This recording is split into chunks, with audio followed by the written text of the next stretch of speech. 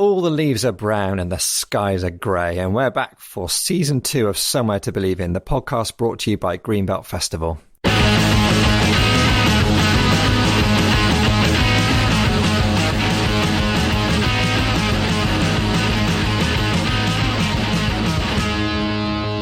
So, hi Catherine. Hi Paul. How are you doing? I'm good. Second week into lockdown, halfway there. I've got half a jumper knitted. It's going all right. Hey, yeah, how is your jumper? Are you pleased with your jumper? I'm pleased that I've got this far with it. Let's say that. Maybe I'll share some pictures of it when it's done so everybody could judge it. I think we need a bit of jumper evidence. And by all means, if you've been knitting in lockdown, dear listeners, please send in your pictures of your jumpers and scarves and whatever it is you've been knitting. We're recording this on Monday the 23rd of November, and today's the day when Boris is going to tell us what sort of Christmas we can have. That's nice, isn't it? Yeah. I mean, what are you hoping that you'll be able to do at Christmas? Are you hoping for something? Secretly, if I'm really honest, and this is going to show my age and the fact I'm a miserable old git, I was thinking it might be quite a relief just to have Christmas at home and not have to go anywhere at all. Yeah, I mean, that sounds really nice for you. I guess I'm hoping that I could see other people on Christmas Day. Otherwise, that's a bit sad and lonely. But I'd probably be all right with it. I've got very used to being by myself now. Yeah, I realised that was deeply selfish of me to say that. I've got a pre-made, ready, built-in, sort of like oven ready, to use the phrase, crowd here. But you're on your own, and it's not nice being on your own at Christmas, is it? I don't think so, but only because people say that. I've had friends that spend Christmas alone and they cook themselves some nice food, make themselves some nice drinks and spend the day watching lovely Christmas movies. And I think it's only because people say that it's really sad that you kind of maybe start to feel like it's sad. Yeah, but who knows? I mean, this year might be the year for us all to discover that there is a different sort of Christmas waiting out there to be experienced. But the news is full of talk about vaccines, isn't it? You know, there's vaccines coming out of our ears. Well, that's not the right sort of phrase, is it? But seems left, right and centre, everyone's got a vaccine that's almost ready to go. Dolly Parton's got a vaccine that's almost ready to go.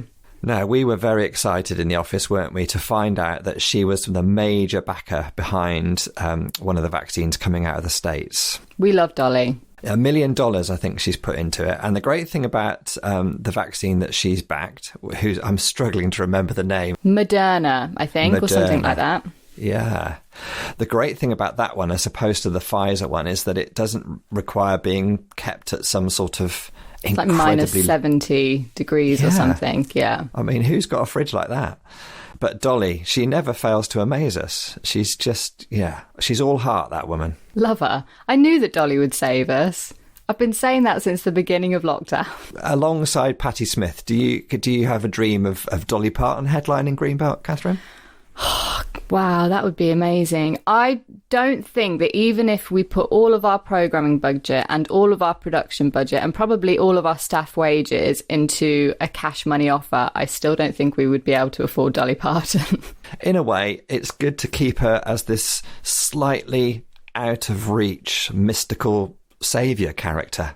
Perhaps if she came, it would spoil the mystique, the Dolly mystique. I don't know. Like never meet your idols. That's the one. I mean, I'm worried about you and Patti, because we do have aspirations to try and get Patti to the field one of these years. And I'm just worried, Catherine, that when you actually meet her... I wouldn't be able to meet her. It's weird because I have to meet a lot of people, through this role, which are in the public eye or which I've seen on TV. And normally I'm quite good, but there are a few exceptions where even I've had to say to you, you need to keep me away from this artist because I'm just going to be an absolute idiot. But going back to vaccines, Catherine, I'm not a scientist. I must stress that. I must stress that. I know people think that I know about everything, but I'm not a scientist. But the vaccines thing is good, isn't it? Like, it's good news, isn't it? But for me, all this talk about vaccines, yes, we're going to roll them out. Everyone's going to get them, starting with the old and the vulnerable. We've got so many different options and we're going to get vaccines to everyone in the whole world. It almost feels like, I don't know, can I be a little bit grumpy? It almost feels like playing into this usual thing where we just think that we can fix everything. Oh yeah, vaccines, that'll be fixed. Bye. And then we'll sort of like just move on and forget everything. I don't know. Do you have any of that? I'm a bit worried that we think we can sort of like just wave a magic science wand and fix everything and then move on as if nothing's happened. Well, the thing is, Paul, I'm not a scientist either. What? I know. But so, I'm somebody that's hard to trust and believe in everything 100% that people are telling me. I like to be able to understand where things are coming from. I like to kind of feel comfortable with the decisions that are being made. And no, I think you're circumspect. You're just a little bit. There's something that happens to me when somebody starts shoving things down my throat that says this is a brilliant thing, this is the best thing. And I think we've talked about it before when people are like, watch this movie, it's brilliant. I kind of take a step back and I'm like, why are you pushing? What's going on? Is it? Yeah. Tell me more. Yeah, no, I think that's very, very healthy. I think the thing is, I've been thinking back over all these conversations that we've had this summer, talking with our podcast guests, and it feels like we've been learning a whole heap about ourselves, about society. It feels like the pandemic has shone a spotlight on inequality, injustice, just how bad things are. And I guess, as well as it being a real huge challenge, and it's been huge tragedy and heartache for millions of people, there is also a form of learning that we've done, or that we could have done through the pandemic. And I just feel that all this bombardment of the vaccines are coming, it's all going to be okay. It would be a shame, I guess, to move on and forget the things that the pandemic might have shown us that we need to know for the future.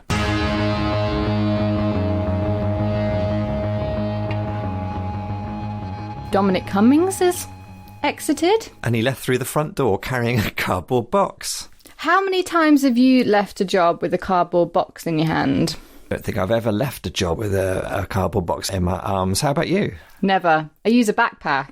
I never walk around with a cardboard box in my hand. If I've got to carry stuff, I use a backpack or a bag. I think I've only ever seen that on movies. Who has a cardboard box as well? Do the people have a cardboard box underneath their desk, ready? What do you think was in the cardboard box?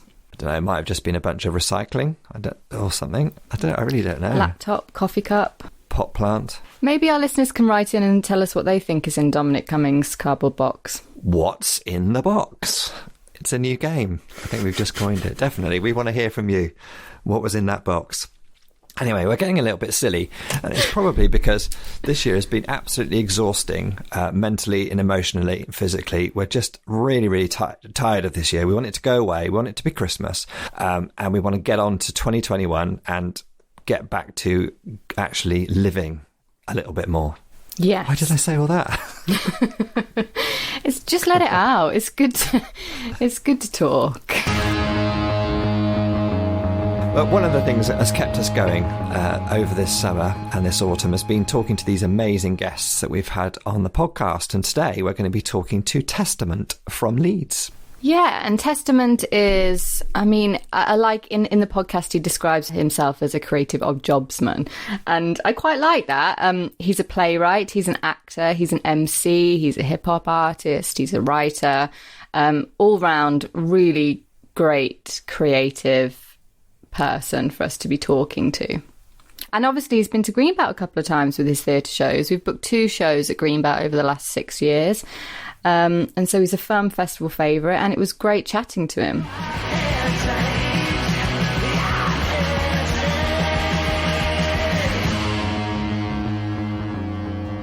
Hey, so it's really good to talk to you, Testament. Where are we speaking to you today? Today I am in home in West Yorkshire, in Calderdale, where I've been for like 4 or 5 years, which means it's a lovely little quality of life. It's good. Nice. And we're just about to go. Actually, it's happened now, isn't it? Today is the first day of a new lockdown. How's lockdown in Yorkshire for you? Yeah, you hear them. You can hear my sigh there, but it's been a really interesting 9 months, and obviously there's different types of lockdown. I've got 3 children, so when there was no school, that changes things massively. But this lockdown, there isn't a school lockdown, so I've been really blessed. There's been, I managed to do like a show. My last show went on at the Leeds Playhouse, and was like commissioned in August, and we managed to perform it through October. So I actually managed to do like a run of gigs, which is crazy given what's going on. And then we finish the gigs, and then everything gets tier 3 and then lockdown. So I'm really, really fortunate. The timing has been amazing. So yeah, as an artist, it's like some gigs I've missed out on, some gigs turned into workshop stuff, and also my career in the last few years has gone as much writing as performing, and not just writing for myself, but writing for actors, or composing for various projects. So I'm really lucky that I've got multiple streams that I can do to make sure, we can pay for nappies.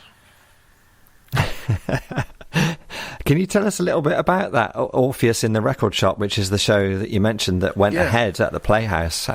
How was that? It looked, amazing, but how was it to perform it to less than full houses, and what did the restrictions, how did it affect things? Well, to start at the very beginning, it's a very good place to start, apparently. The commission was really last minute. So in August, Leeds Playhouse and Opera North, who commissioned it, were thinking of doing a festival, socially distanced festival, effectively, called Connecting Voices.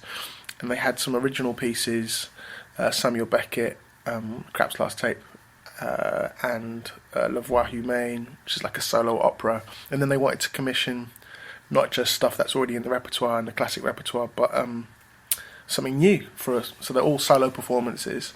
And they made the mistake of keeping me in the Zoom meeting while they were discussing all the different things that they were proposing for the building. They were talking about string quartets being in the entrance area, and maybe we could have a solo musician performing in the cafe and things like that.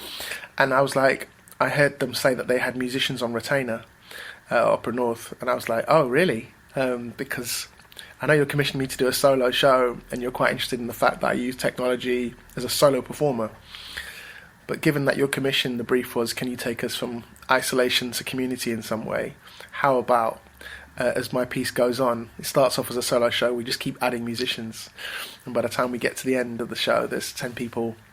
And when would I ever get an opportunity to do that? So again, like the silver lining, in the midst of all the craziness and the weirdness and the tragedy, which we've been affected, and I've been definitely affected by emotionally and socially and relationships and stuff.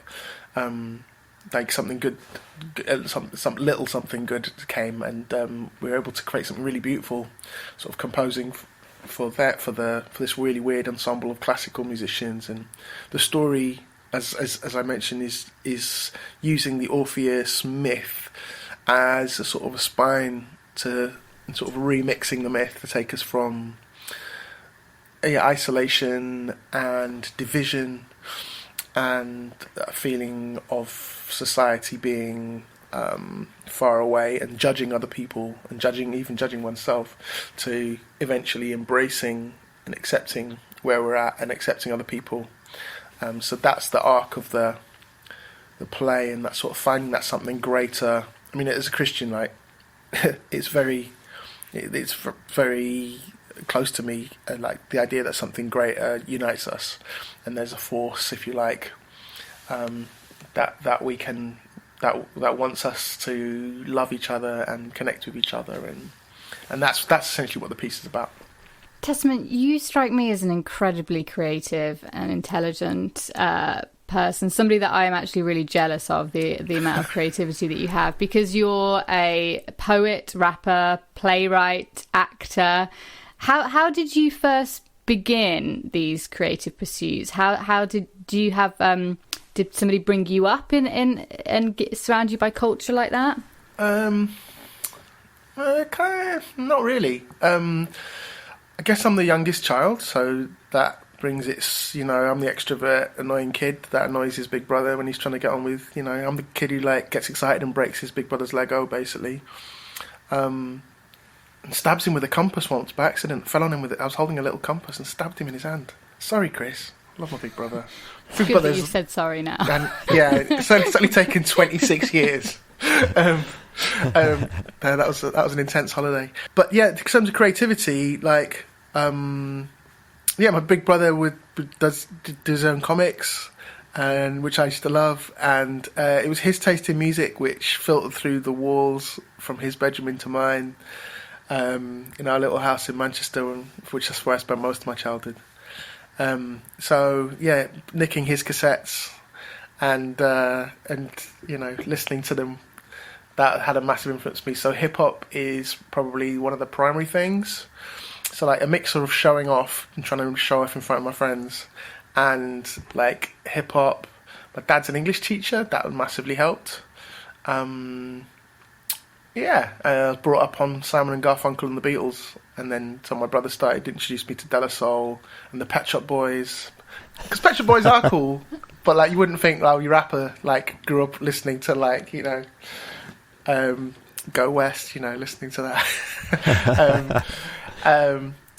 So it's a whole mix of different things, but essentially I guess it comes from hip hop and a love of stories through English and stuff. My mum's Ghanaian, so the soundtrack in the front room is mostly Beatles and Simon and Garfunkel, but also Osibisa, West African group, with amazing artwork on their covers of these sort of gothic, sort of spooky elephants flying through the sort of African marshland and stuff. Stuff that really captures your imagination as a kid. Church. So I was brought up as a C of E kid, which I thought was really boring, and then I sort of went away from that, and then about age 14, my act of rebellion was to try and out-Christian my parents. So, I sort of became a born-again, charismatic fundamentalist, I'd say, and sort of was definitely trying to out-Christian everyone. So that took me on a massive journey as well. So I haven't answered your question at all, Catherine. I'm totally apologise for that. You kind of have, actually, and it really makes sense when you look at the kind of work you do, all those mixtures and influences. You can see how you create the work that you do. I have a really quirky, weird skill set. I was thinking about Orpheus, because the commission was so last minute. I was like, all right, I haven't got time to go and do years of research like I did for another play, or to go a deep dive into the history of blah blah or whatever. Which stuff I'm really interested in, and I love doing that. So I'm going to have to write what I know just really quickly. So yeah, it's going to be set in Leeds. I mean, it was Leeds Playhouse anyway. I know Leeds really well. It's going to be based around music. I know, I'm a music geek. So I did have to do research, actually. Luckily, I've got friends that run record shops, so I had loads of intense Zoom and phone conversations with people who run record shops, to make sure I was that texture of that world was represented fairly. And then I was like, okay, I can compose, right? I'll compose, right? I've got eclectic taste, okay? The record shop's got all these different genres, so the songs will reflect the different genres, and okay, I can beatbox, right? I'll use that. I can do spoken word, right? Okay, I'll use that. So it's just a weird. I'm 42 now, and my life experience is really mad. So, 4 years singing in a wedding band. It's a really high end sort of function band, actually, which means I'm the worst singer in it. So as a rapper joining that band, and all the other singers sing for people like John Legend and massive, and I have to wear a silver suit and rap songs that I would never really listen to and have to learn and stuff like that. And learn rock songs and pop songs, basically, and learn how to do backing vocals. I spent 4 or 5 years with singers that are way better than me. Some who teach, so one of them actually teaches, top 40 artists. They're singing coach. So I'm getting to spend time in, where was the random one? Florence, singing at somebody's wedding in Florence. with an amazing singing coach, and we've got hours to spend, and I'm like, what's the best warm-up? You know, how do I sort of extend my range a little bit? And then like years before, and then while I'm doing that, like and sporadically doing one of those once a month, I am in a beatbox orchestra at the South Bank in London with Shlomo, where my beatboxing skills, which is I'm sort of self-taught beatboxer. I'm now surrounded by 8 beatboxers. In fact, not just beatboxers, jazz vocalists, opera singers.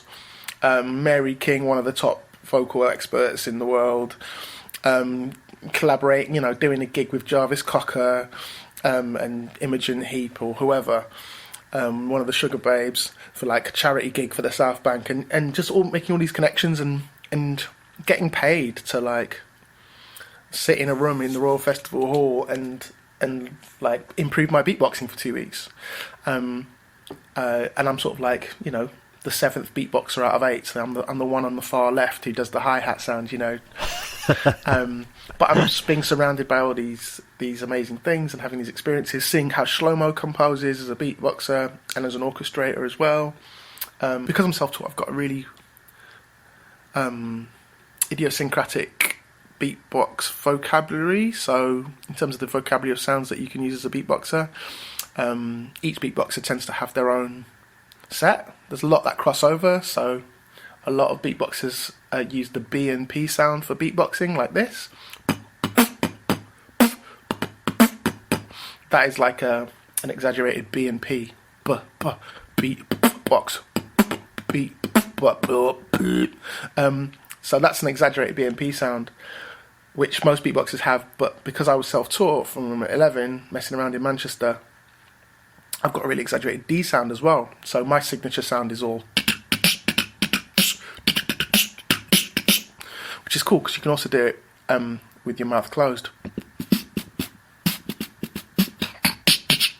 So that was me like going from closed to open mouth. So when the Beatbox Academy were like, come in, because Testament's got that D sound which you can teach the kids and I'm doing like travelling down on the National Express to go teach at the Beatbox Academy in Battersea, and then I start having ideas for theatre shows, and I'm in great place for new work and a great theatre, and I'm saying, hey, talking to the producer, hey Liz Morton, like how do you start your own theatre show? Like that's how would one go about doing that? And they go, oh, what you need to do is this and this and this. Hey, you should write something, and we'll help you, write your first piece of A4, which you can take to different theatres, and then while I'm doing that, I'm in schools teaching rap. I'm an odd job man, is what I am. I'm a creative odd job man. So when it comes to Orpheus and the Record Shop last August, and the Upper North and Leeds Playhouse give me a call, I'm like, oh yeah, you've chosen the person who's had just the right life experiences to write such a random piece of work. So there we go. Fascinating, sort of hearing all those wide-ranging threads that make you who you are and then result in the work that you end up getting caught up in. Do you want to hear one of the most random ones? Yes. Okay, so as you may know, MC stands for Master of Ceremonies, and obviously these days in 2020, when you say MC, you're thinking about rappers first and foremost, unless you're at like some really posh wedding or at the whatever garden party somewhere at some palace. So yeah, there's there's a generational split, because now people won't say MC, they'll say host or compere, won't they? Oh, we need someone to host this. Somebody gets a phone call in an office at Leeds Playhouse or West Yorkshire Playhouse, as was. Someone at reception picks up the call, and they're like, "Hi, there's an education event in Bradford, and we need an MC for an education event in Bradford." And the person who answered the phone at the Playhouse was like, "Oh, MC, what rappers do we know? What rappers do we know?" So she calls her son. Her son's a rock singer called Chris James, who sings in a band called Stateless, incredible. And Chris knows me, so Chris is like, "Oh, you should get Testament." So I end up getting a phone call from someone running an education event in Bradford. I'm like, "Hi, okay, I'm on the train with bad reception, and I'm talking to this lady called Sally Milne, I was talking to Sally, and Sally's like really posh lady from really fiercely intelligent, compassionate, wise woman from London. Oh, hello, da da da da da da, or Southern anyway. Really posh voice. I'm looking for an MC for an education event. Okay, yeah. What do you want? A rap workshop, or do you want me to do a performance? She's like, no. I just need you to compare. I'm like, oh, that's easy, fine. At that point, I've been comparing hip hop nights in around the north of England for like 3 years, and do loads of workshops anyway. So like talking to a group of young people, definitely within my wheelhouse. Something, yeah, fine. And she says, yeah, it's a peace conference, a kids' peace conference. I'm like, okay, that's really interesting. Fine. So I rock up at Bradford University, and there's like hundreds of school kids from all over the country, and the organizer of this massive charity, both the organizers of this international charity called Peace Jam. And Peace Jam is a charity that gets Nobel Peace Prize winners to speak to kids for a weekend or for a period of time. So I turn up there, and then Nobel Peace Prize winner Mairead Corrigan-Maguire kind of floats in, says these amazing things. She like won the Nobel Peace Prize with Betty Williams for work in Northern Ireland in the 70s.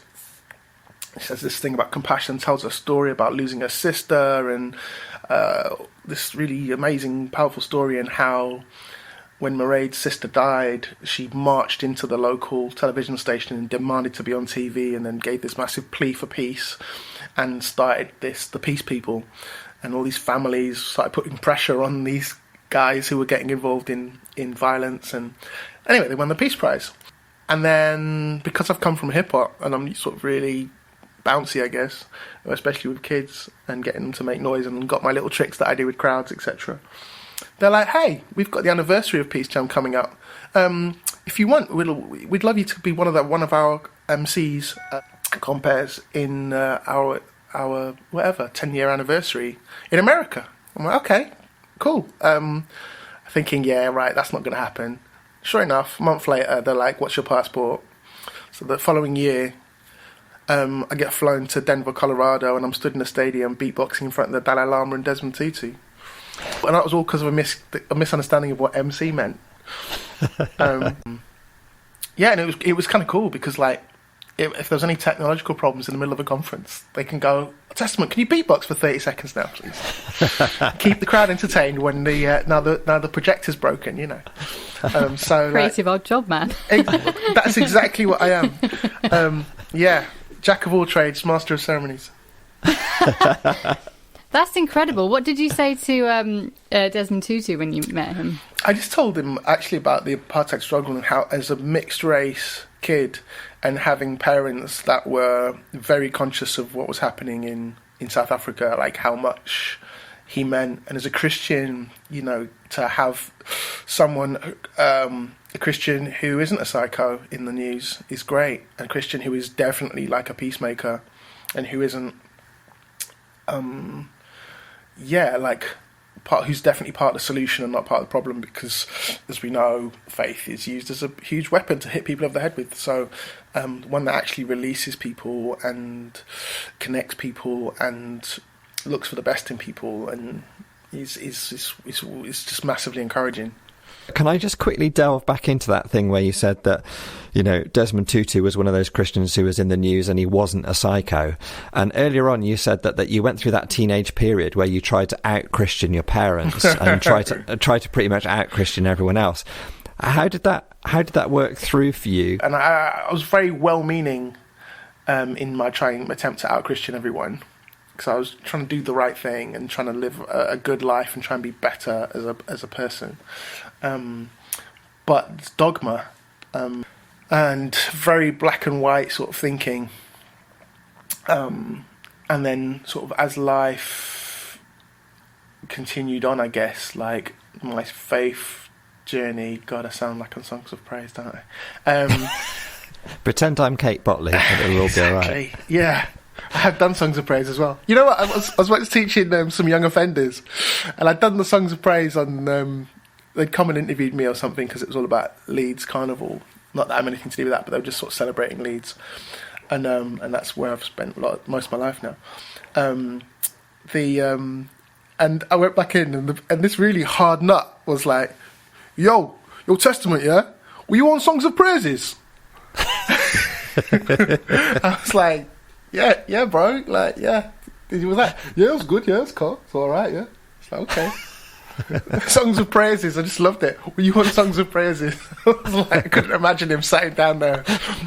He just, yeah, it leads nicely into Antiques Roadshow. It's just funny. He didn't say that. I wish he did. But he was like one of the he's the kind of guy who'd like walk down the street and knock someone out.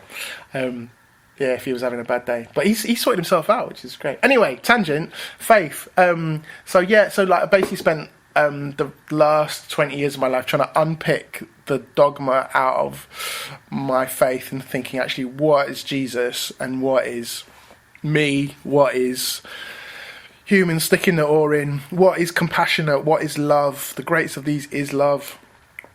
So like, yeah, and then just trying to do that really. So yeah, I don't. Yeah, so I'm on. So the 16-year-old me would look at the 42-year-old Testament and go, "Yo, you're a heretic, son," you know. But actually, I think it's actually closer to the heart of what love and what God is about, and what Jesus represents, you know. And I think what Jesus. When I think about who Jesus got upset with, it was the people hitting over their head with dogma. Like there's the only people he actually insulted, calling them snakes and all this kind of stuff, and hypocrites, right?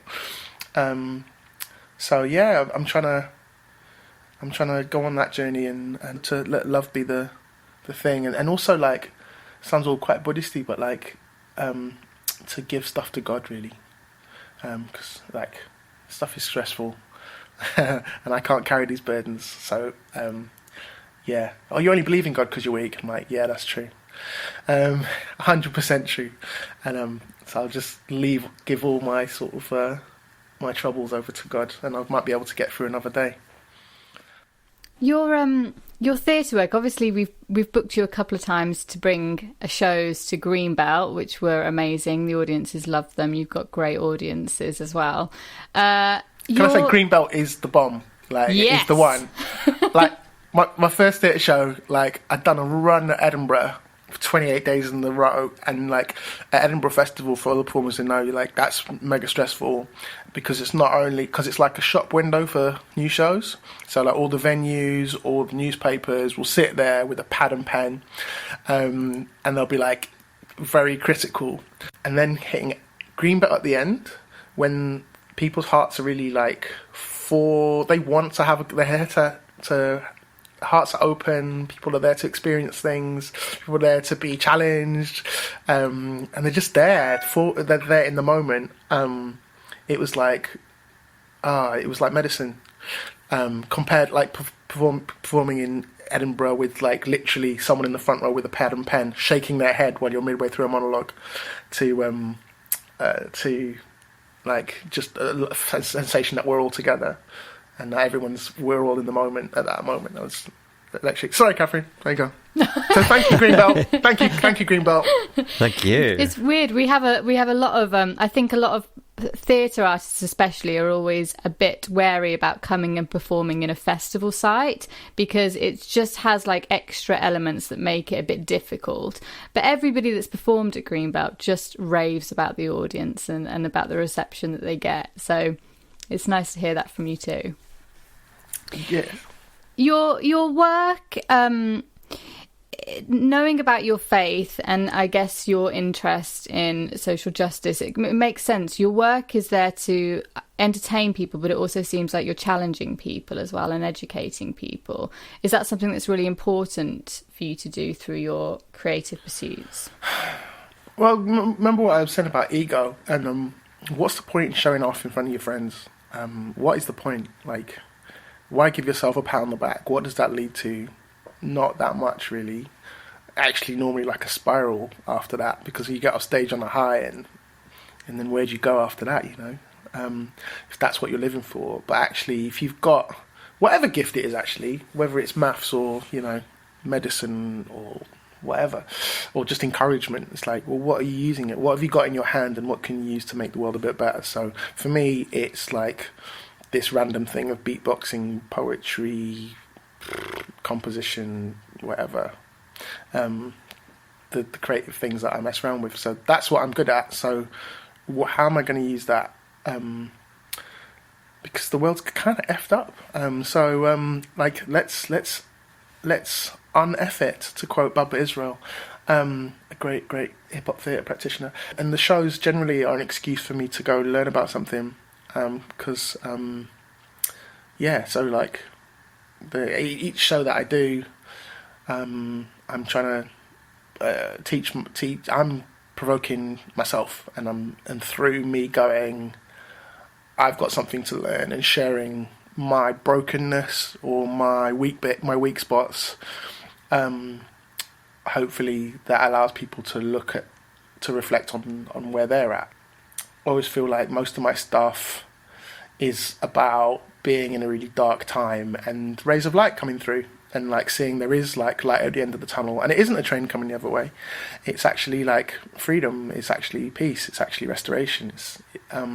So like generally most of the stuff that I write comes from a place of like feeling a bit battered and someone giving you a cup of tea. Hopefully that's what I'm trying to do. And one of the threads that seems to be increasingly emerging through your work is this bringing together of what you might think of sort of more classical forms and older forms of language, of art, of literature, of expression, and bringing that right smack bang into the heart of contemporary life now, with all of its diversity and its complexity, and often perhaps it's much more urban settings. And you were recently featured by Simon Sharma in The Romantics and Us, and talking about your Blake remix, and I was really struck with how you drew those links between what Blake was writing about and describing in his London, and you were saying hasn't changed much, has it? And is that one of your conscious threads, that you're trying to bring mine back into this classical stuff and bring it up to date in a way? Like, I think anytime you get up and you're talking about something, it's like, well, how's it relevant to now? Like, let's not just sit around and pat each other on the back and go, oh, wasn't it clever that I understood this poem? Or isn't it great that now I know what the French Revolution's about? Or if you're going to talk about French Revolution, that's great, but like, what's the lesson? Like, how am I going to use it to affect my community now? Because right now, actually, we're in a crisis. There's someone in crisis right now, whether it's the food bank half a mile away from where I am, or the American political system. Like, how are we going to move the chess piece? Like, what's it doing? So whether it's like, oh, here's a story about a guy in a record shop, to Black British history, going back to like Septimius Severus, whatever, 197 AD. What's it saying? But how can I say what I want to say? What can I use to do it? And Blake is amazing. A bit, it's almost like scripture. Some of it is scriptural, but and Blake is so dense. Like what Blake meant to me when I got into Blake at 15, 16. I thought he was a fundamentalist like me. And then as I sort of got older, I was like, oh, hang on. This is a bit more mystical than I thought. Okay, right. Oh, I don't agree. Well, cool. I'm not sure if I agree with that.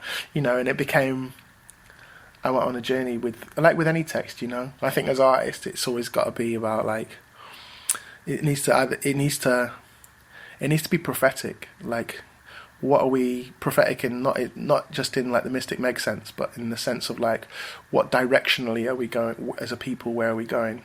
Prophets lead the way and stuff. And not that I'm a prophet, but like you're trying to tap into something of that, which can speak to people. And the arts have always been prophetic. Whether it's like watching what's that show, Glee? Do you remember Glee?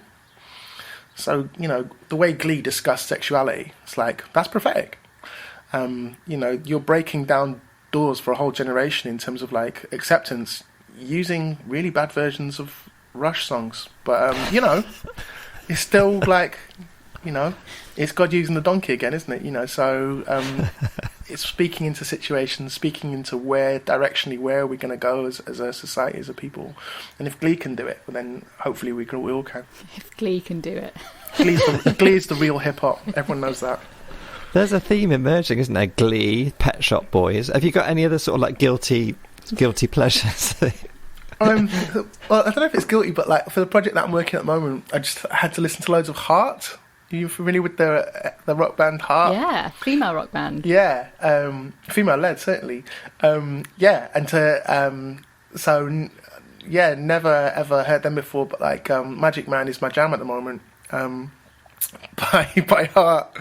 Can I talk a little bit about your show Woke? Yeah, definitely. So, what was your inspiration about creating that show? Because that woke word is kind of a buzzword, isn't it? And an insult, I guess. People have been using it as an insult over the last few years, which is bizarre. Depends who you are, isn't it? And what context.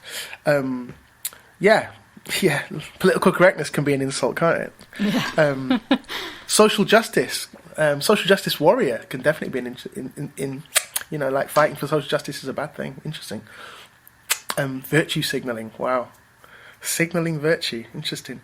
But these are all like things we're wrestling with. But Woke, the title was actually given to me by a producer because I wasn't sure what to call it. And Gilly, who now works at the Guildford School of Music and Drama and whatnot, she was like, I was in the middle of script writing, sat in a cafe, and she was there, and she said, "Hey, you should call it Woke. What about Woke?" I was like, "Yeah, that's the one." So, yeah, the inspiration for that was kind of frustration with myself, really, initially. I was sat with my little daughter on my lap, and I started to think about, because I sort of am a Guardian reader, and I call myself a feminist, but like, well, that's good. Well, that really has changed the world, hasn't it? No, it hasn't. You've done nothing. You've done nothing, Testament. Come on, wake up. So it was like, well, why, what have I done at all about gender? Why have I written loads about race and about political systems and about, economics even? I've written more about economics than I have about feminism. What's going on? And I'm crap at maths. So,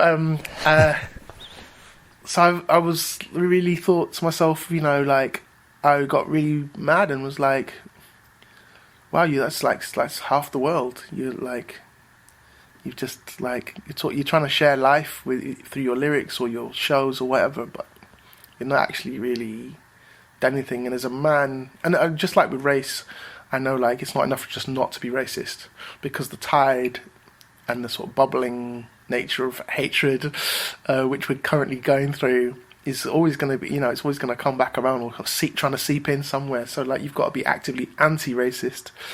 And I was like, well, there's a parallel there with sexism and misogyny.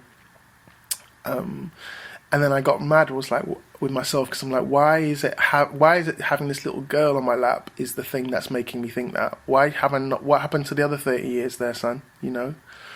If you just thought you're a nice guy, it's like, that's cool, but yeah. So then I started going on that journey and started talking to sort of feminist academics, but also just even talking to my wife, saying, oh yeah, what's been your experiences with all kinds of things? So how people have talked to you, and hearing stories that made me really shake my head in disbelief. When I think about my female friends that I've had over the years, I've had quite a lot of really good, close female friends, and I'm thinking about 10 of them have told me about their rape experience. That's peak. That's horrific. Male friends, 1 in that time, and thankfully, actually, he managed to fight them off and escape. But the girls that I'm thinking about, no, it was horrific, and that's and then that's not even counting other types of sexual assault. So I was just really conscious of the sort of mentality which is still there, the objectification mentality. So that was bubbling around in the back of my head at the same time as being angry with myself for my own apathy and my own misogyny, actually, that I recognised within myself. So I was very angry with myself for that. And then this is 2016. So then Brexit happened, and then Trump happened.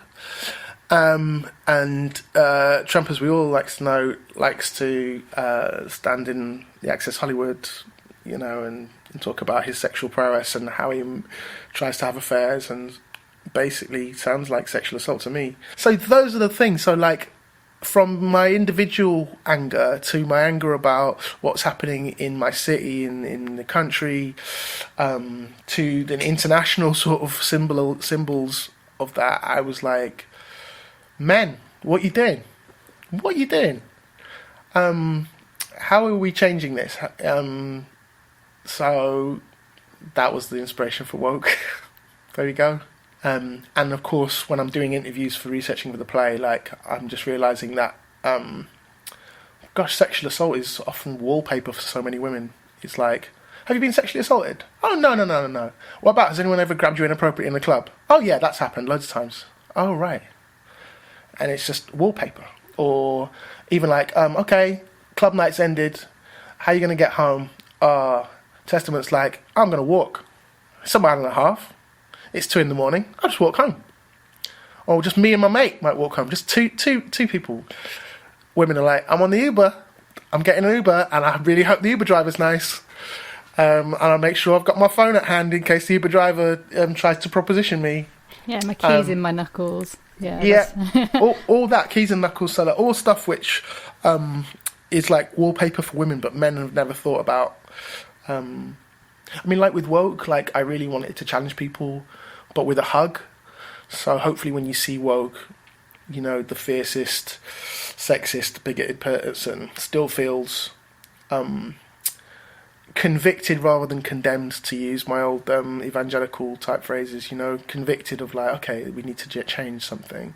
Okay, rather than like, I'm never going to change. I'm a bad person. So that was the aim. You recently did an interview with Leroy Logan, who Steve McQueen is just about to it's just about to air, I think, on the BBC, the TV drama that Steve McQueen's written about him as the black police officer serving in the London Met and his life experience. And that's coincided. Your interview with him and the show coming out has coincided with a summer which has seen the re-emergence of Black Lives Matter as a movement, an urgent movement across the world out of the George Floyd murder. How's all that been for you? Because I know that racial justice has been something that you've reflected a lot in your work over the years. How has this summer felt around all that? It's been horrific. Yeah, I'm sick of watching murders on little screens, real life snuff videos. It's just been really tiring, and certain things I'm not surprised by. I'm like, this is why I do what I do. This is why we do what we do. As whether you're working for a charity, whether you're running a festival which hopefully brings peace to the world, and puts messages of love out, like Greenbot does. Everyone's got their little part to play. So I'm not surprised. That's why we do what we do. But what did surprise me was on Facebook, the people that were friends and acquaintances of mine who got really defensive about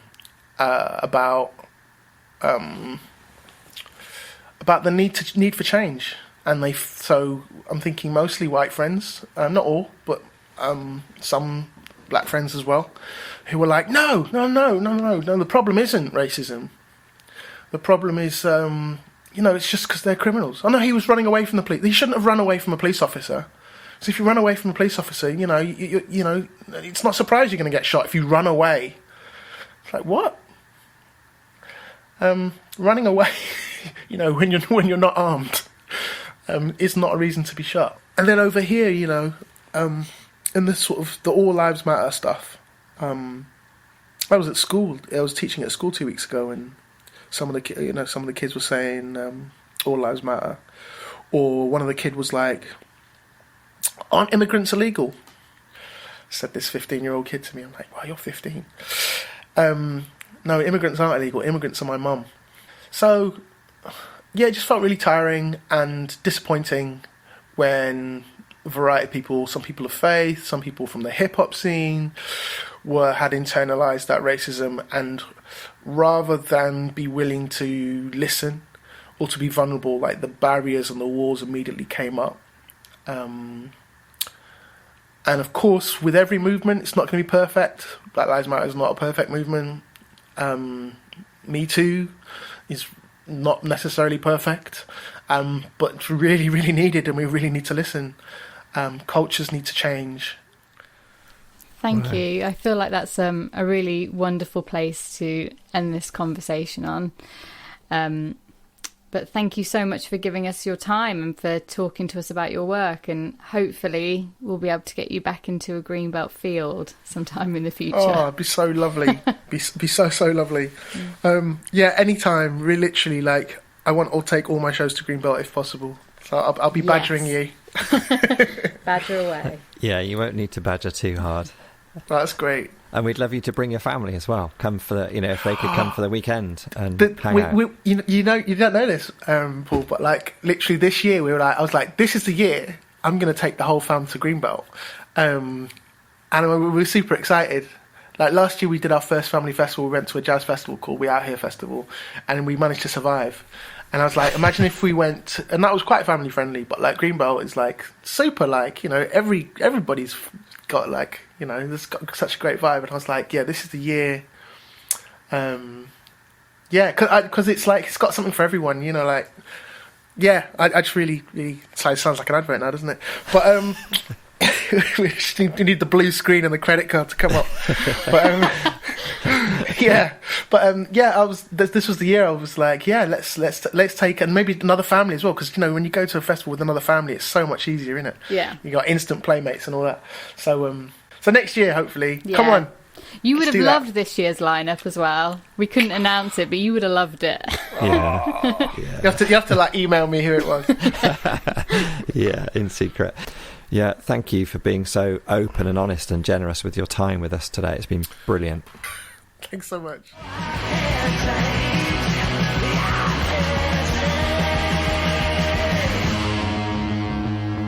So that was Testament. What a great artist. Great artist. So wide-ranging in his work and his interests. He strikes me as one of those people that just says yes. Things happen when you do things.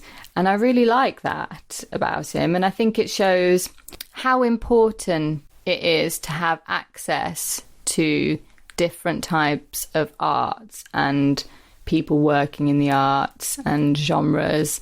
Because every time he's in one of those situations, he learns new skills. That really impressed me, that he seems up for a challenge. Oh, there's an opportunity? There's an opportunity for a commission. There's a gap here. And that's how he ended up doing his latest piece at the Leeds Playhouse, at such short notice, Orpheus in the Record Shop, because he's okay, I could do that. I like that openness to have a go. When I was in a band back in the 90s, I had some really good friends who were in a band, and they had a record deal, and they were forever waiting for just exactly the right tour support, just exactly the right sort of producer to work with. And it felt to me, and they might be listening to this, so I have to be a bit careful, felt to me like they were always waiting for the perfect opportunity. And actually, they didn't end up doing as much as they could have done. They were fantastic, but they ended up always waiting for the right opportunity. Whereas Testament felt to me like the opposite. And it's interesting because I just watched a panel last week with Martin Atkins, who's a brilliant musician, played with bands like Nine Inch Nails, and I think you've met him as well. And we've had him at the festival, obviously, the digital festival. Yeah, fantastic. And he was kind of saying, yeah, don't wait, try it, especially, under the guise of like a COVID society. Like there's a lot of people that might think, oh, let's wait till this, we come out of this. But I love that attitude of no, give it a try, fail, ask questions, keep going. I like the way too that he seems to bring all the threads of who he is, his upbringing, his brother's music, his mum's West African music, his dad's English teaching, and his love of literature. He brings all those. He doesn't think, oh, what is it that I can be? How could I sort of set myself up to be this character that cuts through? Instead, he just digs into who he is already and puts it out there. And I like that approach too.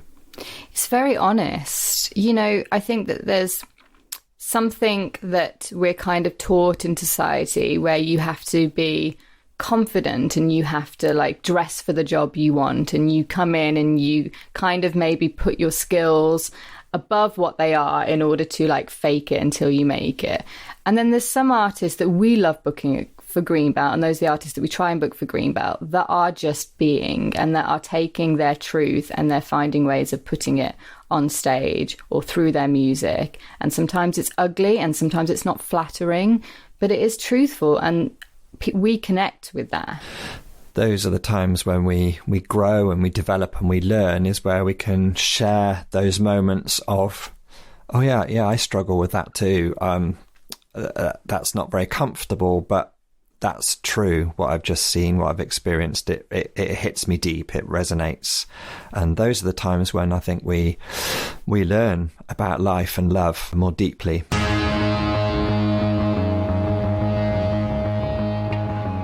And what did you think about that bit where he describes his sort of faith journey, brought up as a C of E kid, found that really boring, and then suddenly fell for and was converted, born again, if you like, into a much more charismatic evangelical background. And he describes himself as trying to out-Christian his parents, which is a really unusual thing for a teenager to do, I guess. Yeah, that was his rebellious stage, I think he said.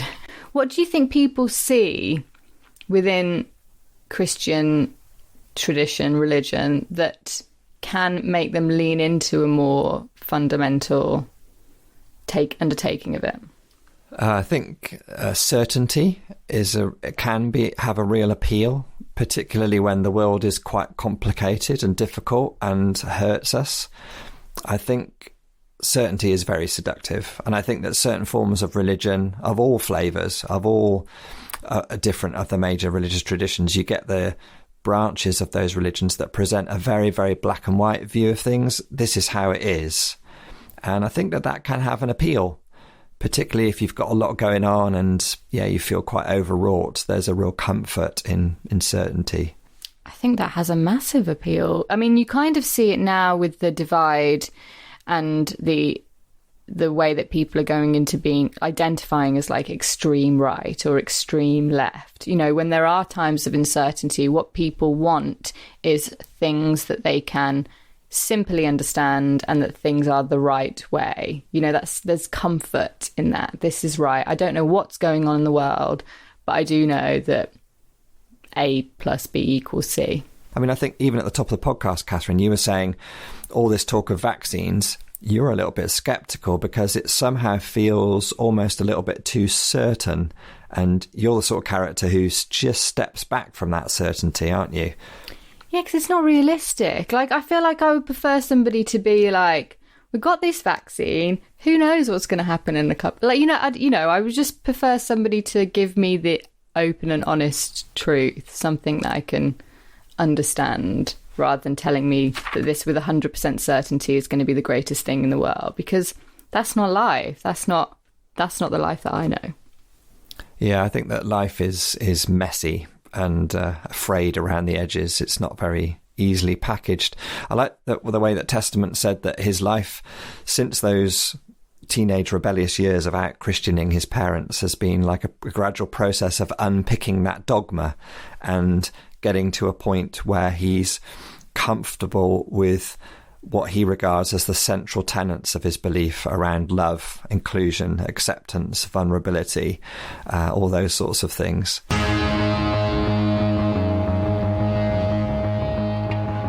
Did you like that story where he talks about getting that opportunity to MC at a youth peacemaker conference that then eventually takes him to the States, and he ends up performing in front of Desmond Tutu and the Dalai Lama? Incredible. I would love that. Yeah, I mean, what an incredible experience. But that seems like the guy that Testament is, like, takes an opportunity, keeps running with it, and things happen. And I like when he said, I don't know if he actually said these words, but when we asked him, what did you say to Desmond Tutu? And he said, I was just chatting with him about how incredible, what a part he played in the struggle against apartheid, and the fact that it was just wonderful to have a Christian guy out there who wasn't a psycho and was a peacemaker. That seems so simple, doesn't it? But yeah, it's kind of shocking that's not the norm right now. What about Glee? Tell me about Glee, Catherine. Because I know nothing about Glee.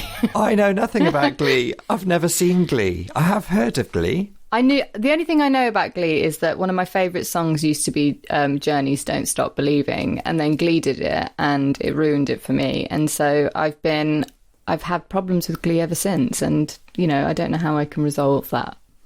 Well, perhaps some listeners out there can tell us, about Glee, but Catherine and I are a little bit ignorant, but clearly for Testament, important. I mean, he even jokingly described Glee as the real hip-hop. Well, I think what he was from my understanding of it, he was talking about how Glee is like a big cultural phenomenon. And so when they're choosing to do stories or storylines of things like sexual identity, then it's a big thing. It's a massive thing because it's done on such a big scale, and it kind of starts to bring those things into mainstream conversation and normalise them, which is really important. Yeah, perhaps this Christmas, box sets of Glee, we need to just catch up, see what it's all about. No, I'm not over it. I don't know if I'm wrong here, Catherine. I mean, how can I cast judgment on something I've never, ever seen?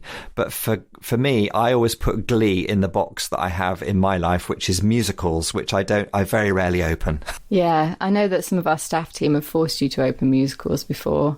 Yeah, it's a journey I'm on, Catherine. It's a very slow journey. I recorded The Greatest Showman because it was on TV the other day, and I tried to watch it. I couldn't do it. Just can't do it. That's all right, Paul. Is it okay? Yeah, it's fine. Oh, thanks, Catherine. Thanks. It was lovely what he said about Greenbelt, wasn't it? He just dropped it in. What did he describe Greenbelt as? He said that, especially after performing in Edinburgh, it was just so great to perform in an audience that they were so open and smiley and accepting and lovely. And people always say that about our audience in our playhouse. I mean, it's so useful for me when I have to invite people. One of my selling points to artists is you're going to love our audience. It's so wonderful to be able to work on a festival where we know that the work that we bring and the artists that we bring will have such a fantastic reception with people who are engaged, listening, committed to it, and just overwhelmed and in love with the experience. It's a privilege, really. Yeah, makes our job so much easier. It does. But Testament said Greenbelt is the bomb, and I like that. I like that. Oh, did he? Nice. Yeah. Can we use that? Yet another piece of merchandise for next year. You asked him about his show Woke, which was the last show that he brought to Greenbelt, and he said it's like being challenged, but with a hug, like being challenged, but with an arm around the shoulder. And for me, I that resonated with me a little bit with what we're trying to do with Greenbelt. I think we're trying to push, prod, sort of challenge, provoke, but in an atmosphere that is safe and supportive and inclusive. It reminded me of his work because I think the hug comes from him going, I haven't got this right. So if you haven't got this right, it's cool. We're in this together. Let's try and make it better. I think to me, that's where that hug comes, rather than having someone on stage going, this is how you should be a brilliant person. And, I'm a brilliant person. So why aren't you a brilliant person? Which might leave people to feel a bit, they would just shut off then. They would feel attacked and they would shut off and they would leave and no change would be made. That hug is from going, yeah, I messed up. I haven't got this right yet.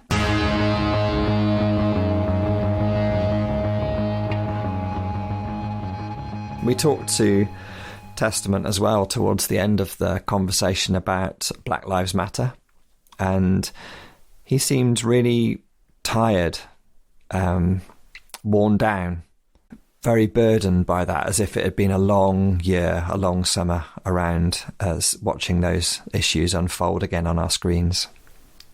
Yeah, he said something that really struck me, which is that I'm sick of watching murders on little screens. And it's one of those sentences that makes me just stop in my tracks, because we all saw those videos. They were in all the different news websites. I mean, it was hard not to see a video or a still life image of a black person on the floor with a knee in their neck, watching the last moments of their life, and that it was so normalised. And on the flip side of that, I was reminded that in quite a few of these conversations we've had making the podcast, people, especially when we've been talking to people in the States, they've said that, yes, that was yet another small screen, real life snuff movie played out before our eyes. But because of the pandemic, people didn't have their work lives and their everyday normal lives to return to immediately. So it didn't pass as instantly as perhaps a lot of media images do. And it somehow went a little bit deeper. It sunk a little bit deeper into people's consciousness because people had the time to pay attention. So that was Testament, another great podcast conversation. And next week, we've got Dream Nails lined up. Oh, I'm excited about that one. Yeah, so Dream Nails were a band that you booked to come to the festival, Katherine. Tell us a little bit about Dream Nails, just set up the conversation for next week. They're for women. They're a female queer punk band. They describe themselves as punk witches. They've been to Greenbelt twice now. Their music is absolutely incredible. It's really in the spirit of punk, creating a movement, creating a community around it. And I was really nervous going into this. I was really excited that Katherine had booked them for the podcast. I thought, yeah, brilliant. But as the time got closer to do the conversation with them, I was getting really nervous that I was a bloke and I wouldn't know my way around. I'd say the wrong thing and I'd put my foot in it. But they were so, so lovely and inspirational and warm. It was just fascinating and really funny too. It really, really funny. Yeah. So that's coming up next week. And also, take a look out on our website at our Made in Palestine Christmas content, because that's coming up pretty soon. Everything from live cook-alongs to The Rising with Martin Joseph and Rasha Nahaz. And then the final podcast in this second series is going to be with the amazing Palestinian poet Rafif Siada. So keep your eyes peeled for all that content coming your way soon. And don't forget that throughout the pandemic, we've got other resources online that you can tap into if you're feeling like you want a bit more Greenbelt. You can go onto our YouTube channel and watch some of our talks that we've had recorded. And our entire talks catalogue is free and online for anybody to explore, which has some brilliant talks that we've had from people over the years, doesn't it? It does. I think there's about 2,000 talks up there. So, take your pick. It'll take you a while to get through all that. And of course, you can be in touch with us. You can email us on stbi@greenbelt.org.uk and follow us on social media. We are at Greenbelt on Twitter and at Greenbelt Festival on Instagram and Facebook. Thank you to Daisy Ware Jarrett in the office for producing us and Paul Truman for helping us frame the episode. And to Josh and Jake on our volunteer recorded talks team who do all the polishing and make us sound half decent before we release this. They're wonderful.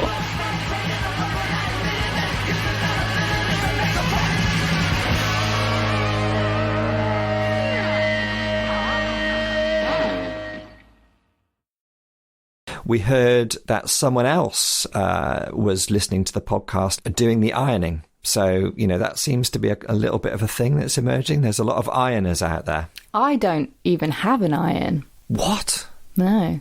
Wow. You don't need to iron stuff. When you put it on your body, it just goes straight. Really? Yeah. Wow. That's certainly the principle my boys work on.